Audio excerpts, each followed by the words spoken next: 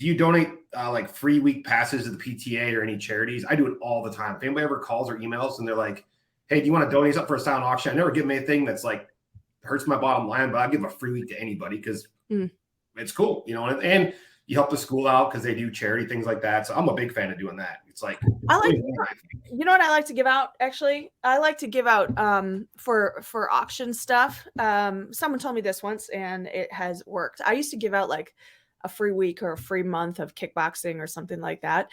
And I found that people really didn't want to pay for it. But you know what people pay for? Stuff for their kids. This is going to segue into our next question. Their kids before them. What? Oh, yeah. Like money on the kids. For sure. So one of the things that I like to auction off are birthday parties.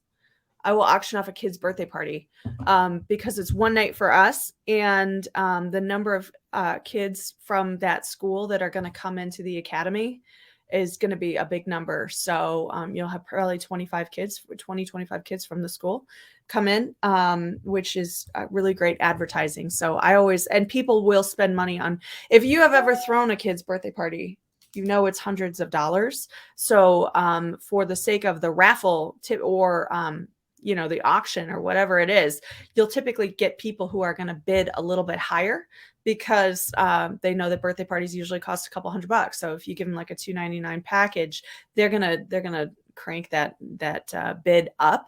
With a fitness kickboxing month or something like that, people are hoping to get that month at a discount, so they're going to typically spend somewhere around like $80 on it. So it's going to sell for undervalue. And one thing too, like anybody on this call that has children, do you, like, if you guys are like, oh, guess we're going to skip this to get the kids, signed up for this, or get little Johnny? I remember when we were young and didn't have a big school and we weren't as successful as we're now. It's like, all right, Chase wants to do this. All right, I guess we're not going to eat out this weekend and skip the movie. There's because you're going to find the money for your kid. It's like, and people are like, oh, I can't charge a lot for jujitsu. Yes, you can. You know how expensive gymnastics is? Amy knows how expensive dance is. Dance is like, and it's 2 days a week. Dance is 2 days a week, and take the time to tell you what days you can come. They're sneaky too. They're like, it's only $80. I'm like, oh yeah, class, and you just tried to sign up my kid for 4 different classes. So that was real quick. This just ratcheted itself up. Dance, call a dance school in your area or a gymnastics school in your area. Then you're gonna be like, we are not charging enough. Oh yeah. If you ever want to feel better about the fact that you don't have like 97 different class options either, you do dance or you do gymnastics, they'll say your time is Tuesday at 6:14 if it's facing west, and then 6:19 if it's whatever. It's like the most ridiculous thing. They tell you when your time is. You don't have an option. You just have to make it work. And by the way, if you really want to be laughed at, ask them if they have unlimited classes. Okay. When jiu-jitsu people talk with me, like, oh, industry standard says I got to offer unlimited classes. Call literally anyone else. $99 a month, unlimited classes. Yeah. Call literally anything else and ask them if they have unlimited classes. They're going to laugh at you. Do you have free unlimited classes? Can I just take them as many times as I want? I just want to go when I want to go. That's cute.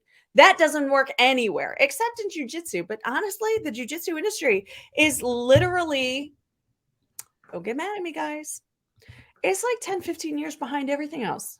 Oh yeah. Okay. It really is. Okay. For pricing and scheduling options, all the stuff that we have in our head, normal society left the shit a long time ago. I swore. There you go, Paul. I think I did it first. So then you don't have to feel bad. But it's literally 10 to 15 years behind everything else. No one does this. Whoever told you that you needed to do this is probably 70 years old. Or had a school in the early 90s in jiu-jitsu when nobody knew what it was, and they just opened it and there were 3 people who would sweat around together. Like that's the mentality that you were listening to, that you've carried with you all this time. It's not to say they aren't brilliant and other things. I'm not ripping on people. I'm just telling you that the average activity that you're competing with does not do what you're doing. Okay?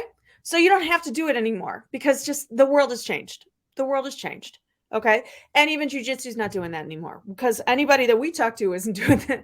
Any of our clients aren't doing that anymore. Any traditional karate schools aren't doing that anymore. They couldn't be driving their Lambos if they were, those traditional owners, and their gold rollies and every other thing that they've got.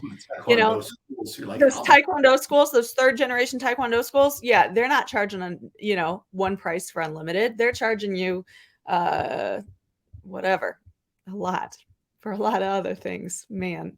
So don't be afraid to do that. But yeah, birthday parties. I really like birthday parties for my raffle donations.